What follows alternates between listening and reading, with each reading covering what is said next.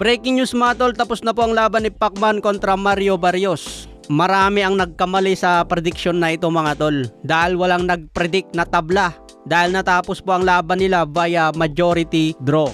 Sabi ni Pacman matapos ang laban, akala daw niya panalo siya sa puntos. Pero tanggap naman ni Pacman na ganun na lang ang decision tabla. Sabi pa ni Pacman na sa ganitong pagkakataon dapat daw mas maaga siya nagsimula sa training.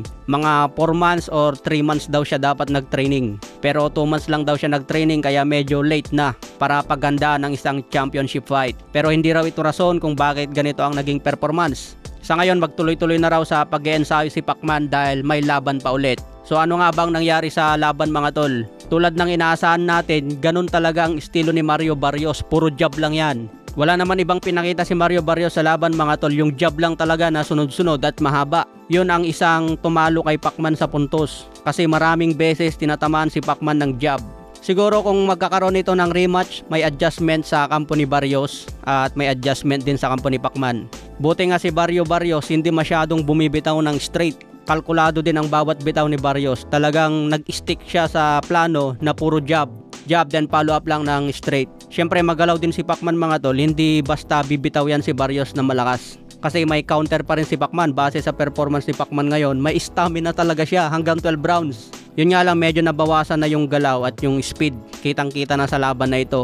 Pero kaya pa rin niya lumaban mga tol. Kasi umabot pa siya ng 12 rounds. Tingin ko talaga mga tol, split decision ito eh. Panalo si Pacman pero napunta nga po sa majority draw. Napakalaki kasi ng lamang ni Mario Barrios sa jab kasi makikita sa CompuBox lamang si Manny Pacquiao sa power punch pero sa jab napakalaki ng lamang niya kay Pacman. Kaya ang nagpanalo kay Mario Barrios kung bakit naging tabla yung jab talaga. Kahit simple lang yung mga jab na yon pero solid kasi kapag tumama. So yung sinasabi nila na batuhan ng towel si Manny Pacquiao, mabugbog sa ring, ma-knockout matulad sa ibang legend, nagkamali sila ng prediction mga tol. Dahil hindi nakitang nasaktan si Pacman sa laban na ito. Hindi man lang siya nagrogi. Kaya yung sinasabi ng mga eksperto, mali talaga sila ng prediction dito. Sabi nila si Mario Barrios pa rin ang mananalo sa late round.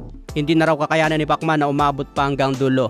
Buti na lang mga tol, sumabay sa score si Pacman sa first half ng laban. Nakakuha si Pacman ng magandang puntos doon. Kaya nadala niya yung magandang simula hanggang dulo. Itong si Barrios naman kinapos mula sa kalagitnaan ng round.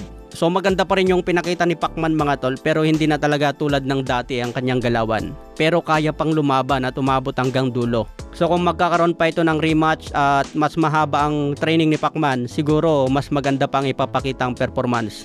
Sa ngayon hawak pa rin ni Mario Barrios ang kanyang WBC belt. Ito na ang pang 16 na laban ni Manny Pacquiao sa MGM Grand Las Vegas.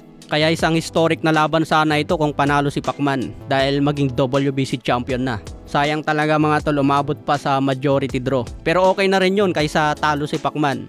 Okay na rin yung tabla pero tayong mga pumusta, siguro walang pumusta ng tabla dito. Kaya ulats talaga ang pusta natin. So mamaya update ulit natin yung mga nangyari matapos ang laban.